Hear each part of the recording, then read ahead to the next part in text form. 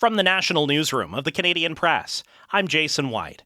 Some of the thousands of WestJet passengers left in limbo by a surprise airline mechanic strike are venting about their predicament. Scumbag behavior is how one passenger describes being told at 11:12 p.m. Saturday that his next-day flight out of Las Vegas was canceled. WestJet has blamed the mechanics' union for making what it calls blatant efforts to disrupt Canadians' travel plans. The union says WestJet has refused to respond to its latest counterproposal. Thousands lining the streets of downtown Toronto this afternoon for one of the country's largest Pride parades. Many newcomers to Canada participating in Toronto's Pride event say it's a symbol of hope and belonging after fleeing persecution elsewhere in the world. Cities across the United States also marking the end of Pride Month today with marches celebrating the LGBTQ+ community. ABC's Will Gantz reports from the parade route in New York City. Here in New York, we are celebrating 55 years since the Stonewall Uprising, which of course marks the beginning of the queer liberation movement. And in fact, on Friday, the Stonewall National Monument Visitor Center opened. We had speakers like President Biden, the First Lady, Katy Perry.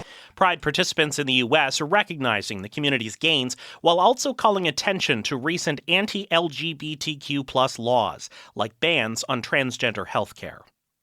Hurricane Beryl has strengthened into a powerful Category 4 storm as it approaches the Southeast Caribbean.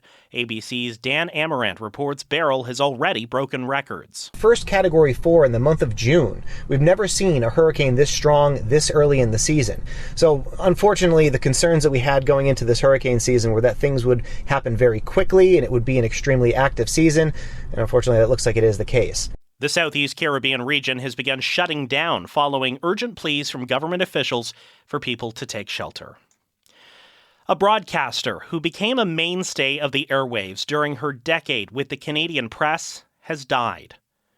Lori Paris developed necrotic fasciitis after she fell while walking her much-beloved dog this past week. She died Saturday morning at Toronto Western Hospital. She was just 46 years old.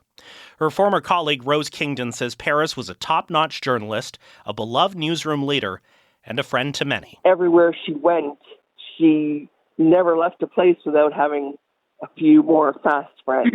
And that really says a lot about who she was. She was interested in other people. She liked to learn about them. She always wanted to know about your life, the things that you liked, and that just drew people to her. Before the Canadian Press, Paris worked in radio news in Ottawa and Toronto. Kingdon says many of Paris's friends and former colleagues are devastated and shocked by the loss. This is the Canadian Press. In sports, the New York Yankees pulled off a win in Toronto this afternoon, tying up their 4-game series with the Blue Jays. The Jays lost to New York 8-1, but the Toronto Blue Jays gained right-handed pitcher Yerry Rodriguez from the Texas Rangers in a trade for righty Josh Molleris today. Rodriguez was immediately optioned to the Blue Jays AAA affiliate in Buffalo, New York. The 26-year-old has appeared in 12 games for the Rangers this season and 11 games with their AAA squad. In CFL action, coming up shortly, the Ottawa Red Blacks host the Hamilton Tiger Cats. Ottawa hopes to rebound from a 47-21 loss to defending champion Montreal last week, but Hamilton hopes to snag its first win of the season. The Ticats have started the campaign 0-3.